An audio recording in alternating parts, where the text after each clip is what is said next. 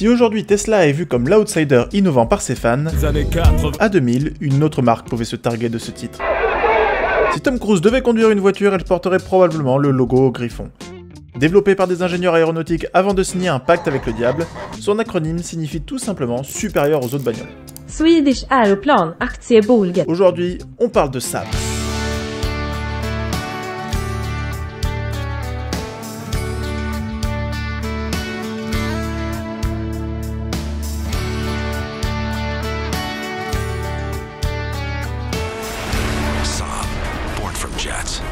Cette vidéo est une production Racing Lovers, comme ses sublimes t-shirts, hoodies et autres goodies, ou encore le site connectant les passionnés entre eux en référençant Rasso et Pro autour de vous. Et c'est aussi disponible sur ton tel en application. Tous les liens sont en description et chaque clic soutient la chaîne, alors allez voir, c'est super cool. 1937. La Suède veut s'armer pour protéger sa neutralité dans un monde en train de changer. Elle chargera alors 3 noms connus de Suède, Marcus Wallenberg Jr., propriétaire de la SCB Bank, Axel Wenner-Gren, un industriel qui a fait des aspirateurs ce qu'ils sont aujourd'hui, et enfin, Sven Winkist, fondateur de SKF, une entreprise connue dans le milieu du roulement à billes. La Swedish Aeroplan Aktiebolaget, où Saab était né dans la ville de Trollhättan. Leur première année, pour tester leurs compétences, ils produiront des avions allemands sous licence. Allemagne, encore interdite de production militaire, et ce jusqu'en 1939. Où la Suède se dit que finalement, produire leurs propres avions serait un peu mieux. Pour Saab, dès ses premières années, la sécurité est mise en avant pour leurs pilotes et ils inventeront un gadget bien utile.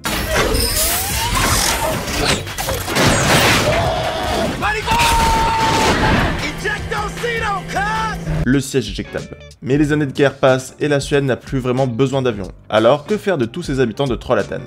Eh bien, leur permettre d'acheter autre chose qu'une moto dans le froid suédois. Nous avions la 2 chevaux, les Allemands la coccinelle, et les Suédois auront le droit à la Saab en 1947. L'original, aka la Saab 92001, ou 92 pour les intimes. Designée et conçue par des ingénieurs n'ayant vu que des avions pendant 7 ans, elle sera décrite, et à juste titre, comme un avion sans ailes.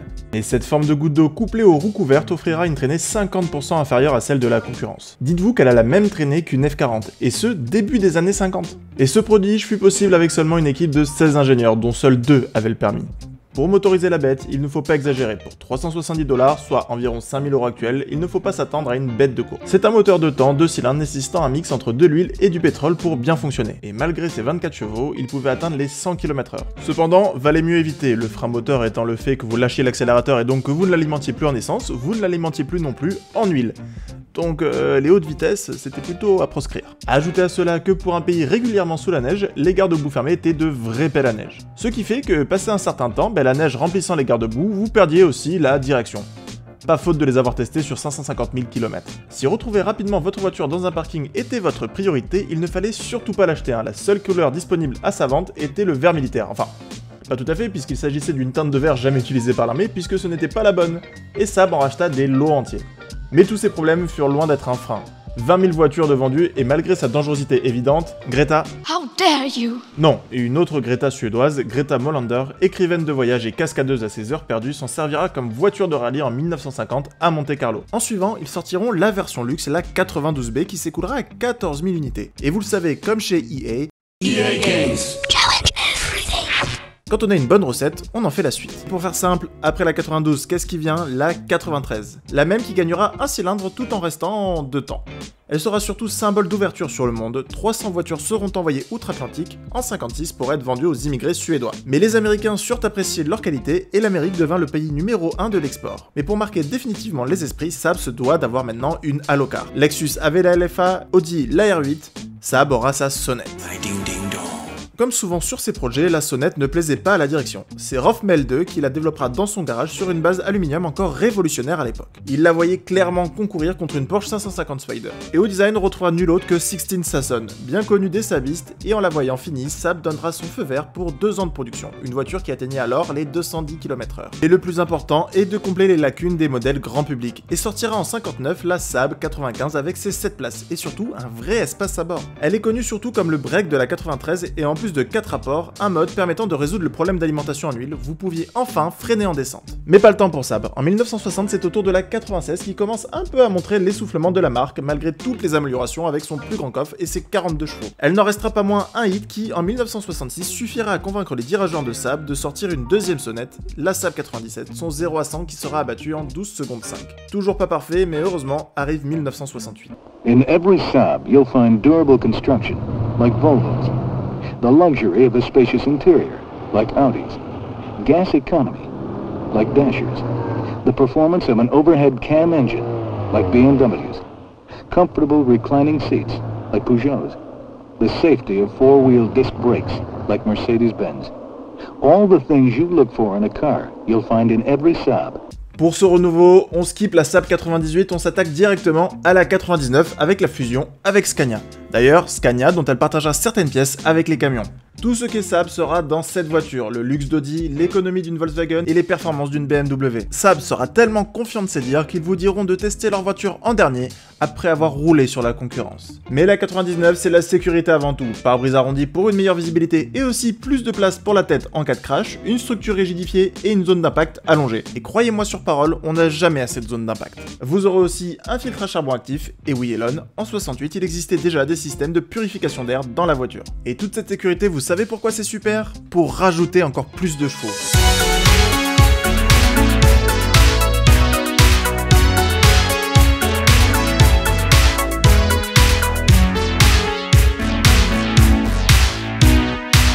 Dans sa dernière année de production, Saab lui greffera un turbo, et en 77, les seules voitures qui en avaient un, c'était les voitures exotiques, ou encore les 911. Bon, là d'accord, elle ne sortira que 145 chevaux. Mais Saab cherchait avant tout à avoir le couple d'un gros moteur avec l'économie d'un plus petit. Pas sport certes, mais elle abattait quand même le 0 à 100 en 8,5 secondes. Des Clio modernes ne le font pas. D'ailleurs, comme son CX, les seuls à ce niveau à l'époque c'était les Français avec la Citroën DS.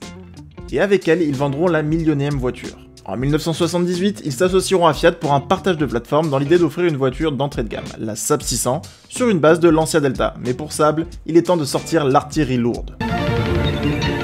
Saab's innovative technology starts at around $15,000 for the 900.